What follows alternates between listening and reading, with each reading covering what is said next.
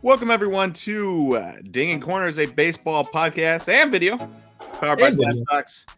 I am Nate, here with Jimbo. I don't. And we're here to talk baseball today. Now, little caveat here. Jimbo and I are both on the road when you're listening to this on Friday. So we are recording this on a Wednesday. So if stats are a little off or prices are a little off, forgive us. But nature of the beast, recording on a Wednesday morning. So we haven't seen Wednesday day game stats. We haven't seen Thursday stats.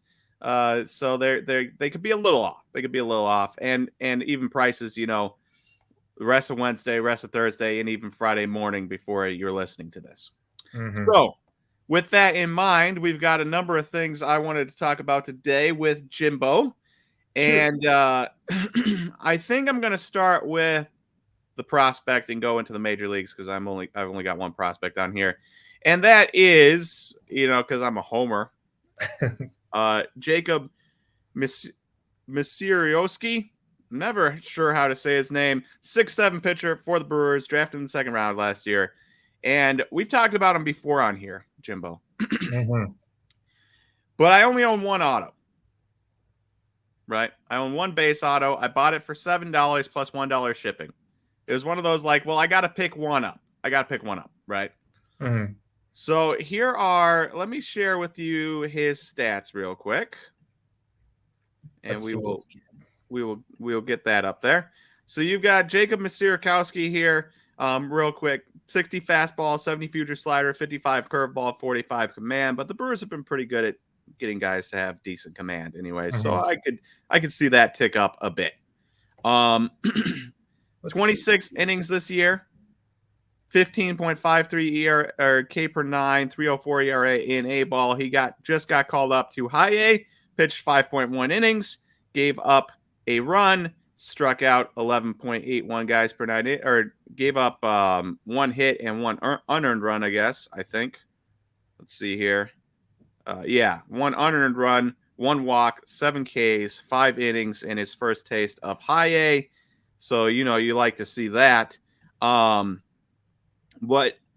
I'm not exactly kicking myself per se.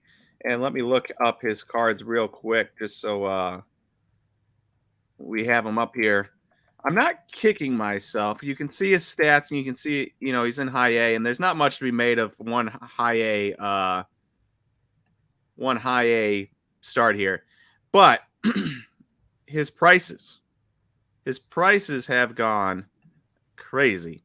So we can remove that Zach Gallen auto. Blue Wave out of 150, $66, $70 for a purple, $56 for a purple. Base auto for $26 on auction. Right? Wow, look at that gold. Or look at that orange auto. Orange, yeah, $250. Ooh. I bought the base auto for $7 plus $1 shipping. So I'm in it for $8 on whatever tax was. That's not too bad. Now, do I wish I had bought more? Sure. But this is finally one of those situations where I actually at least bought one. There you go. That's always good. So I'm not kicking myself. Also, I've been falling in love with like Lord of the Rings cards and stuff. So I've been spending money on that as opposed to baseball cards. So I'm not like, oh man, I just didn't spend any money and I also missed out. I spent money, but on other stuff. Yeah, I feel you on that, dude. That's what's tough about the hobbies because there's so much fun stuff in it. It's like, how do you balance it? But I'm glad you got one. I don't know much about this kid. Have you seen Have you seen the eye test on him at all? I have not. I've not got to watch him pitch. What I do know is there's this guy, Eric Cross. I just saw Twitter. I deleted my Twitter, but I can still get certain things. If you look up a guy's name on Twitter and stuff. There's this guy, Eric Cross, I believe. He writes for one of the major publications. And he said the other day that the list of guys that have ace upside in the minors isn't very long. The Gavin Williams, the Andrew Painters of the world. And then he had a list underneath that said guys I think could get there. And Jacob was one of the guys. So, dude, I love Twitter for that. We can Yeah, find so some I'm sneaky stuff. feeling pretty good about it. Cool. Well, that's good to know. You're the pitcher guru when it comes to cards. So Yeah, and look, you give a guy who you get a guy who's 6'7", who pumps upper 90s fastballs, has nasty secondaries, and is pitching for the Brewers and gets to learn from them. solid. I like it. So we got that going for us. But let's move on to other things, other let me turn on the focus real quick to avoid those beeps. Let's move on from prospects to major leaguers. So we're going to start with some of the unexpected guys so far. And one is Royce Lewis. I don't know if Royce. anybody's been paying attention to the Twins. They're not that good.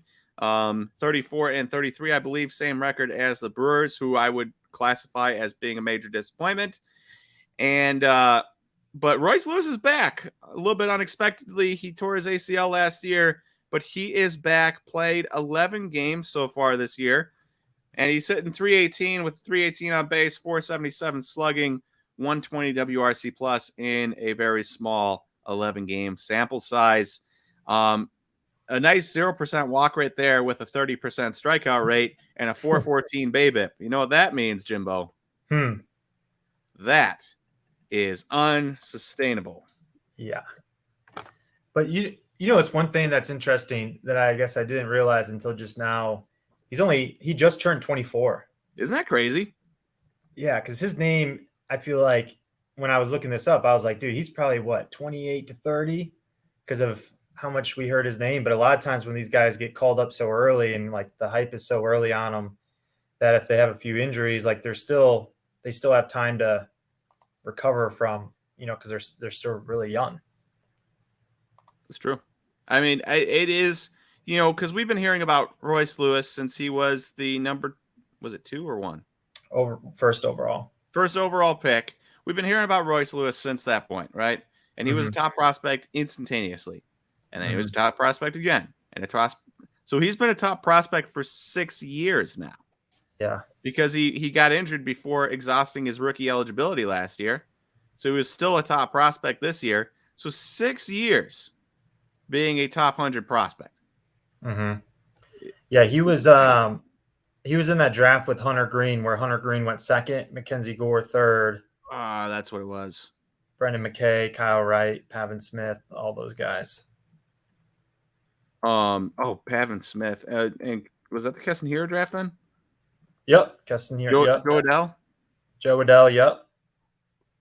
Jake Berger, Shane Baz, Trevor Rogers, Nick Prado. A bunch of these guys. Interesting. Real quick, just looking up before I decided not to do the whole card ladder, try to figure out which one is which as we're going along. So I'm just looking it up while we're going. And so I would have expected, I guess, for when he's getting called up to have some boost in price. And even if the peripheral numbers aren't very good, the fact that his regular numbers are good, I would have thought that would boost some value. But you can see here, Gold Wave Auto BGS 9.5, June 11th, $363. Gold Wave Auto BGS 9.5, January 1st, $360. So, I mean, yeah, it's the Twins, man. It's just tough for anything for people to get excited about the Twins. Yeah, kind of a boring team. Yeah, they are. And kind of a boring state, Minnesota.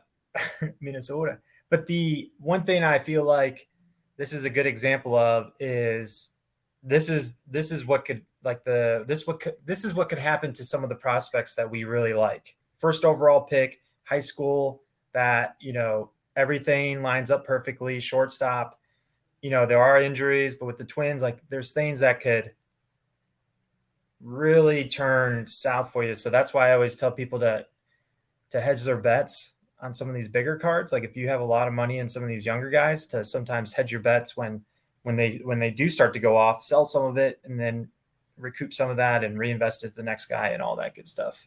Look at these prices pre-COVID. $605 for that. Yeah. Is that the same card? $530. BGS 9.5. You've got PSA 9, $378 post the start of COVID, March 29th.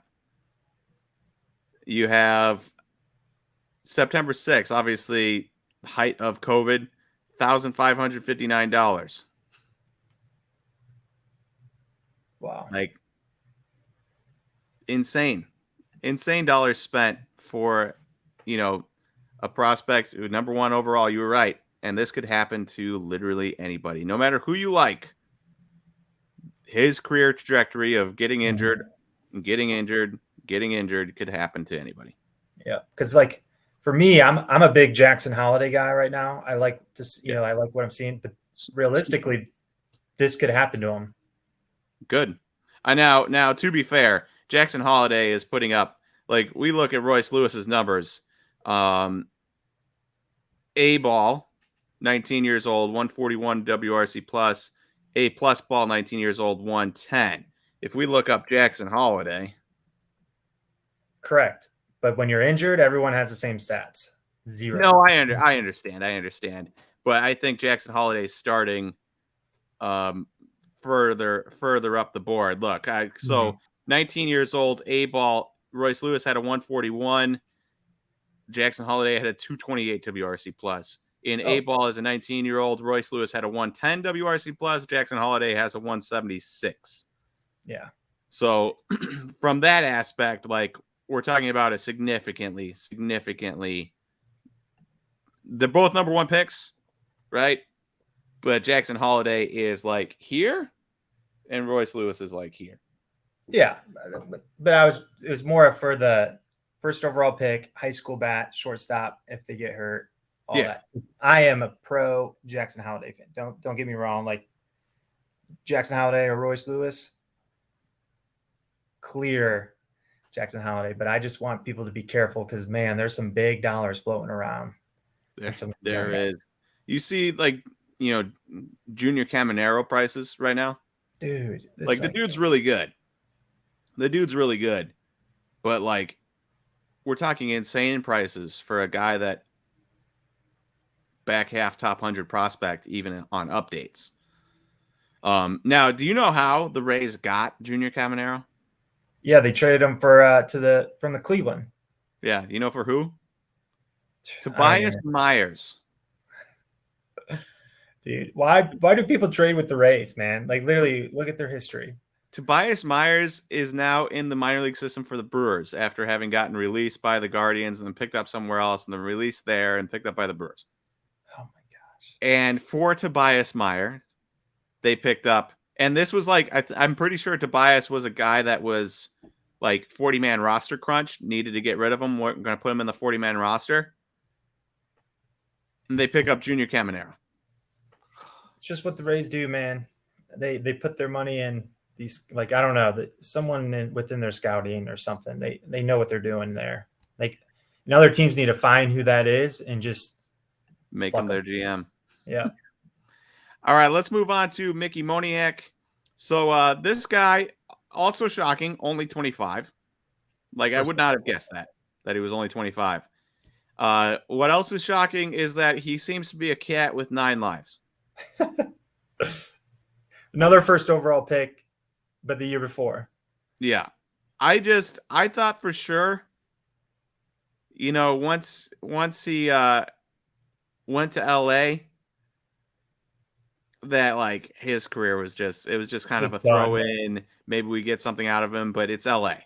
Like, what success have they had with developing their own guys, really?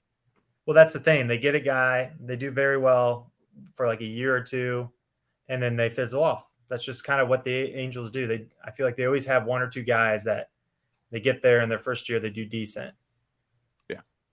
So we've got Mickey Moniak here, who obviously, like, this is also unsustainable. 2.8% walk rate, 32% strikeout rate, 375 BABIP. Like, that's not going to hold because he's hitting 294, 324, 632 with 5 home runs. That's not going to hold.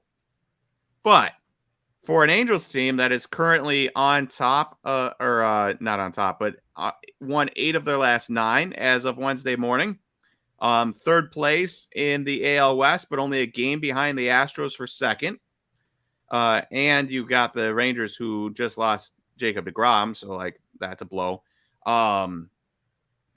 This is exactly what you need. You don't need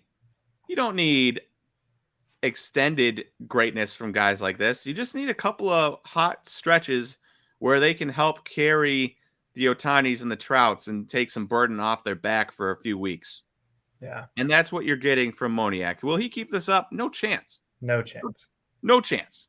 But in 20 games, he has 5 home runs. He's hitting 294, 324, 632. He's been worth almost a win above replacement. He's also added in 6 doubles and a triple. Dude, when I see stats like this, it's so frustrating because look at the walk to strikeout rate. Like, no wonder why the Angels are not good. Yeah, it's atrocious. It's atrocious. It's brutal. Like, why is this guy even in? See, that's the thing. Like, we see the batting averages and all that. Like, it's solid. But if you look at the history of this guy's walk rate to strikeout rate, there's a reason why he's been given up on. Yep. And remember, this was like kind of a surprising pick. Yeah. When they picked him number 1. I remember that. And again, do we expect big things? Honestly, I'm not even going to bring up Well, I might bring up Mickey Moniak prices just to see what's going on. What? I am curious what the prices are. Let's see here. Okay, Bowman Chrome Auto BGS 95 is the first one that pops up on Card Ladder, so we will bring that up. Oh my goodness. Should we do where we do all the first overall picks? Because we could go on Casey Mize next because he's been down. And Mark Powell and Brady Aiken and yeah. The first overall hasn't been solid. No, actually, it's been pretty atrocious. Torkelson. Yeah. Oh my gosh! Don't even bring that up. So somebody popped a BGS 9.5 on the 10th, fixed price for $80, and then it proceeded to sell 2 days later for $36 on auction. Which, again, eBay auctions have been really bad. Yeah, they've been atrocious. Summertime, dude. People are outside with their kids because school's out. That's true. So you have $36 on that. Let's go find May 31st, $105 on auction. 99, 80, 85. What was this? Let's just go back. May 15th of last year. 57? What is going on here? Have the prices not really moved? 27 in August, 63 August. Man, people they don't quit on a guy, apparently, is what I'm learning. Oh, yeah. I know. $40. Like, I guess his prices moved, but really haven't moved. Yeah. Like, what does he have to do to get his cards to be $0? Like really worth something wild. Like, I feel like, I don't know, he would have to do like something crazy. Like, you would have to sustain an entire season. I was expecting his cards to have moved because I was expecting them to have bottomed out. I mean, I know he had like a hot spring training last year, if I remember correctly, in 2022, but still, it's insane. But for those of you that are looking into Mickey Moniak and saying, oh, former number 1 pick, he must be a good value, I would hesitate. Yeah, I think there's better plays than that. Yeah. Moving on from there. Oh, real quick, just as an aside, Luis Matos called up. True. So I last year I was we're not going to really cover too much because this is just a random call up that I saw yesterday. Oh, that's not who I want. Come on, Fangraphs. Fangraphs is slow right now. I can pull it up. Who we got? Luis Matos. Yeah, this kid's interesting. This kid's been on the radar for a while now, and he's got some good upside, some speed, some power. I remember I think I bought an auto back in 2021 of him, sold it, did really well on it, and then he like fell off the map last year. But yeah, he is doing really well. 24 games in AAA, 398 average, 435 on base, 685 slugging, a 162 WRC plus, Jeez. 10 home runs in a combined 249 plate appearances. This dude's on a tear. On the year, yeah, he is. And this is coming off of 2022 when he was in high A and he absolutely hit 211, 275, 344. This is a team that decided, look at this is crazy. This is crazy. I got to share this. This team, the Giants, somehow decided that they were going to go from struggling in high A. Can you see that?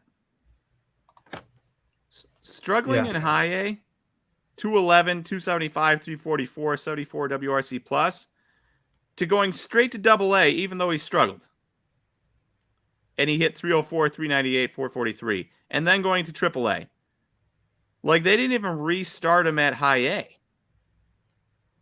And now he went from last year being terrible in high A to making the majors. Yeah. That's amazing. Sometimes they just figure it out, and it's crazy. But if you look at his K rate, his strikeout rate was always it's always been very low.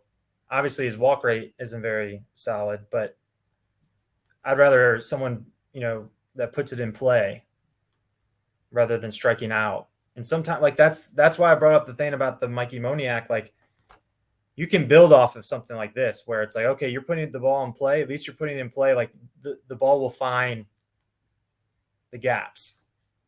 But if you're striking out, there's not much to do there besides like, hey, like, figure it out. It's true. Okay, let's look up here. Green Atomic PSA 10. And I will stop sharing those stats so I can share Card Ladder. Shout out Card Ladder. All right, so Green Atomic PSA 10, because I saw this sold best offer, $750. If we scroll backwards, sold $450 2 days ago before he got called up. Sold $300 May 26th. Sold $261 on auction May 22nd. Sold $240 back in October of last year. In December, it sold for $222 and $204. From $204 when it bottomed out in January to $750 because of call-up. Dude, I love also if like auctions are for prospecting, auctions are the way to go. Like if you like a player and rather than buying it like a buy it now, and if you just like keep an eye on the auctions on a random time, like I tell people this all the time, like just keep an eye on certain players you like and wait till there's an auction of one of these bigger cards, because it's tough for it to hit that buy it now price because there's just it's not like football or like there's so many players in baseball. Yep. But there's less cards of each player, so when they go off like an Ellie De La Cruz, things go nuts. Oh yeah. Yeah, so the biggest thing is definitely if you learn anything from today's Ding and Corners episode, it's that you see all these prices and you see what they sell for auction wise, and then you see what they sell for a fixed price by now. Just wait for auction. Definitely just wait for auction, or else you're going to be spending a lot of extra money for the same card. Now, obviously, there are times where maybe an auction won't come up. Mm-hmm. Something rare. All right, but otherwise, definitely wait. Yeah. All right, and one last thing I want to cover today, Jimbo, and that is Corbin Carroll and Zach Gallen, if their pages pop up. If they don't, that's okay. We can just talk it through real quick. On fire, dude. Corbin Carroll is not only now, oh, wow, it increased since 3.5 wins above Fangraphs, wins above replacement, 166 WRC plus. hitting 313 with 398 in base, 599 slugging, 14 home runs. 14 home runs. This dude is listed at 5'10". From what I've heard, he's probably 5'8". Yeah. Spikes. And he has 14 home runs. Yeah. And another 17 doubles, 3 triples. He has 34 extra base hits in 64 games on the year, while also playing solid outfield defense, striking out under 20% of the time, walking 10% of the time. I mean, are we going to see a Rookie of the Year and MVP same season? Nah. I don't think that. I think he may like down the road. I mean, he's just getting better as the years gone on. Yeah. And now, right now, as we speak, by Fangraphs wins above replacement, he is the best player in the NL. Would you take him over Acuna right now for MVP? I mean, right now he's the best player by here. Let's pull up 2013 leaders. I'll share this screen. Nuts right now. 19 stolen bases. This is like the definition of a 5-tool player. All right. So if you go, we are sorted by wins above replacement already. 3.5 for Corbin Carroll, 3.2 for Freddie Freeman. Wander Franco is American League, so who cares? Ronald Jr. 3.2. He's opened now. A 0.3 gap isn't drastic, but we're talking about a dude. He's running a 350 BABIP, but you got to remember that Corbin Carroll's speed is off the charts. He's fast. Yeah, he's insanely fast. So like that's like an understandable, acceptable BABIP. Mm-hmm. It's not like we have a catcher running a 350 BABIP where you're like, well, that's going to go down. Mm-hmm. We're also talking about a 166 WRC plus. If you sort this by WRC plus, he will likely be second, maybe in all of baseball. It's funny because I was doing this earlier today on my own. Okay, third, behind Yordan Alvarez and Aaron Judge. Aaron Judge is 6'7". Yordan Alvarez is 6'5". They're behemoth dudes. Corbin Carroll is 5'8", 170 pounds. Dude, this is why baseball is the best sport, because literally every shape, size, doesn't matter what kind of game you play, baseball, it fits for everyone. Yeah. And here we are. Corbin Carroll, best hitter in the National League as it stands right now. Best hitter, guaranteed. And overall best player right now as it stands in the National League. Now, will that stick? I don't know. But for all the things that people are excited about for Ronald Acuna, the speed and the home runs, Corbin Carroll is doing just as well. In fact, he's doing better because he has 19 stolen bases to only 2 caught stealing. I'm pretty sure Ronald Acuna leads the league in caught stealings. One thing that caught my eye on Carroll is his strikeout rate, and he's sitting at 19%. Yeah, like that's awesome. Anytime you can get under 20% strikeout rate, over 10% K rate or walk rate for me, I'll take it. With power and all that, like with everything else, like that's just crazy. Power, speed, patience at the plate, defense in the outfield. You know how we had all those talks about would you sell Corbin Carroll? And I was kind of on the like, yeah, I would sell Corbin Carroll because like he plays for the Diamondbacks and where's the hype going to come from? And he's #1 prospect, so it's going to be hard to hit more hype. Well, I do think, I would have been in the wrong there if I was selling because he single-handedly, along with Zach Gallen, but he single-handedly has catapulted this Diamondbacks team to absurd successes that I did not see coming. Yeah, I will agree with you on that too, because I was like sell, especially on the Diamondbacks. But it's shaping like this is sustainable, and he's going to be on a team that he can build off, or that's going to make the playoffs. Hopefully not just this year, but maybe down the stretch as well. But one thing that I am curious that I started thinking about a couple days ago is Tops. I feel like they pick a young player every year to build around. Like you had your Julio, you have your Cunha, like all that. I'm curious on who that will be next year. If it's a Corbin Carroll and an Ellie De La Cruz, like, do they do the promotions and stuff around that again with the new debut patches and all that? Like, I don't know, because I feel like that's a huge play as well on card prices. I would agree. I will be curious to see what their plan is. Now, here's something interesting. So a blue non-auto 2019 PSA 10 just sold in, right? And I said, oh, $595 fixed price. That feels pretty good. Previous one 4 days earlier on best offer $450. Like, those seem pretty healthy, right?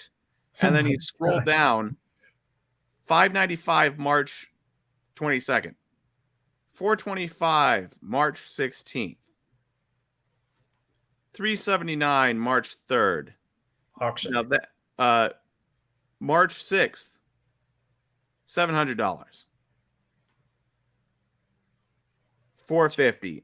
So it's like these prices are still, at least for this one single card, these prices are still in the same realm of what they were, despite his clear rookie of the year favorite at the very least, and likely maybe not getting MVP votes in his rookie season because voters are stupid and antiquated. That being said, probably going to play somewhere in the top 5 MVP. People love the hype of like down in the minors, getting called up, all of that. And that's why baseball is tricky, but it's also the easiest because you can basically wait to see how a player does for free. And when I say for free, is like you don't have to buy early. Like once you sell at debut, you have time for it to go down, or until you can buy again, see how the player does. Kind of like a Gunnar Henderson. Who has not done well, but lately he has, which is interesting because, like, if you look at Corbin Carroll, like a lot of these rookies, they start off doing well, and then the other teams will adjust. They start to struggle a little bit, and then they start to figure it out. Almost every rookie does this. And then they start doing well, and it takes a while for the market to realize, hey, this prospect's actually not a prospect anymore. They have legitimate data to show that they can be sustainable or not in the majors. And then it goes from there. And then if they make it to that tier 1, like the Acuna, Soto, and all them, stuff goes bonkers. Hey, you're not wrong. He has really figured it out. You know why? Lately. I know we didn't talking about Gunnar Henderson, but so I started diving deep today into like looking at exit velocity and hard hit balls and percentages and all of that type of categories. And Gunnar Henderson kept popping up, and I'm like, man, I've seen that dude have some at bats. It's not always the prettiest, but when I saw that, I'm like, that's interesting. So I dove a little deeper, and he's actually been having like a pretty solid last 15 games. But I can't, now that I moved to North Carolina, I get Oriole games get blocked out. Oh. So that's not fun. That stinks. Yeah, but it's okay.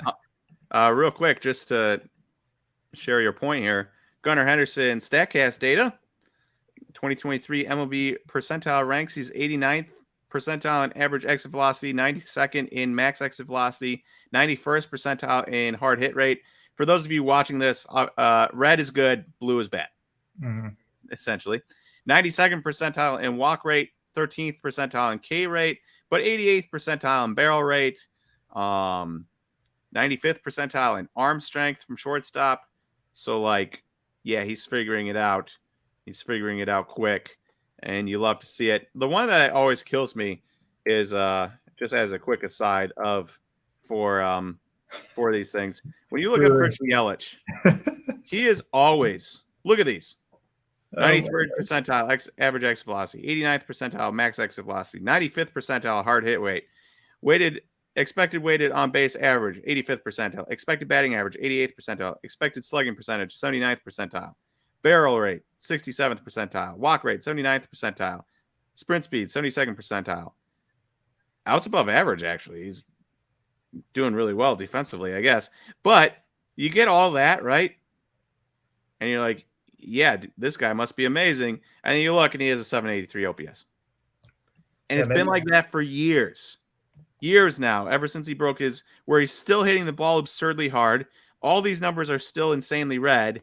And then you look at his final stats and it's like, that's what you got out of it? What? Though I will say 783 OPS is rising. It was like, under 700 a couple weeks ago. So. But still, you can have guys that absolutely blow up these StatCast percentile rankings and still don't have fine success. I didn't realize how much he hits Oppo. Yeah, he has a bunch of Oppo home runs this year. In fact, I think he's pulled like 2 out of 8 home runs. Yesterday, he had an Oppo home run. Maybe that's why. I mean, he's still hitting the ball, but maybe he's just a little bit behind and not pulling. Hitting the ball hard. Yeah, he really. If I had $1 for every ball he's pulled this year that I've seen him get a hit on, I'd have like $3. Imagine every time I think of hits by Christian Yelich, it's a double to the opposite field gap, a single between shortstop and third base, home run, opposite field. But was he always like that, or is it just this year? No, he wasn't always like that. He always hit the opposite field. As long as he's been a Brewer, like he's been really good at it. But he would pull a ton of home runs. He'd also hit a bunch of home runs the opposite way. He just hit it where it's pitched because he's a good hitter. Yeah. Next question. Did they always have the shift on him back in the day? They as far as I remember, I don't think they did 2018, 2019. But they did start 2021. 2022, they started shifting him big time. Because I wonder if he adjusted when they started shifting on him.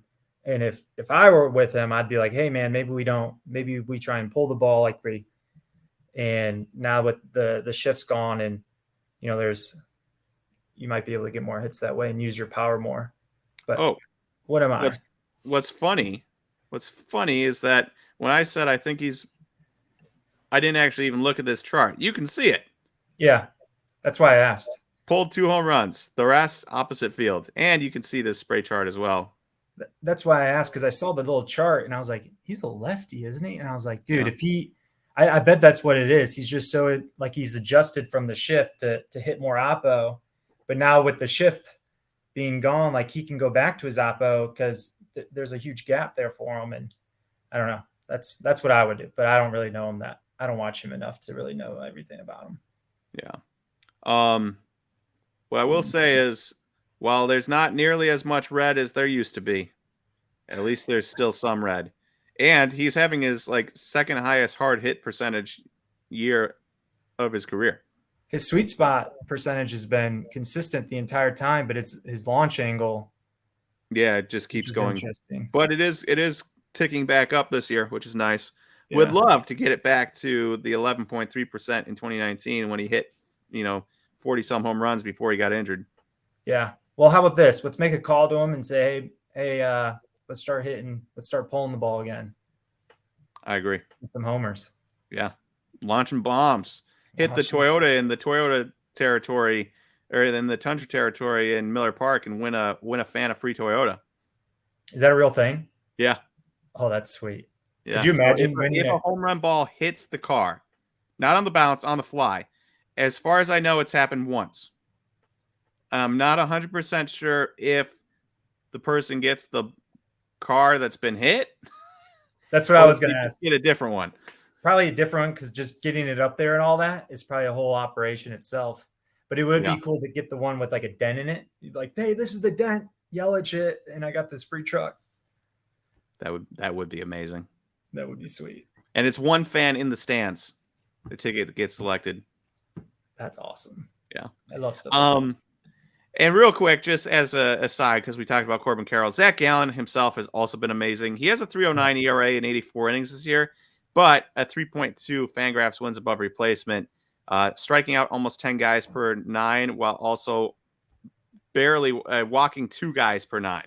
So 10 strikeouts to only 2 walks per 9 innings. Extremely good, and he's limiting home runs, the best of his career, at under half a home run per 9 innings. Jeez. The dude has figured it out. And correct me if I'm wrong, Jimbo, but did I choose him as my Cy Young guy for the National League? I can't remember, but that's an awfully good pick if you did.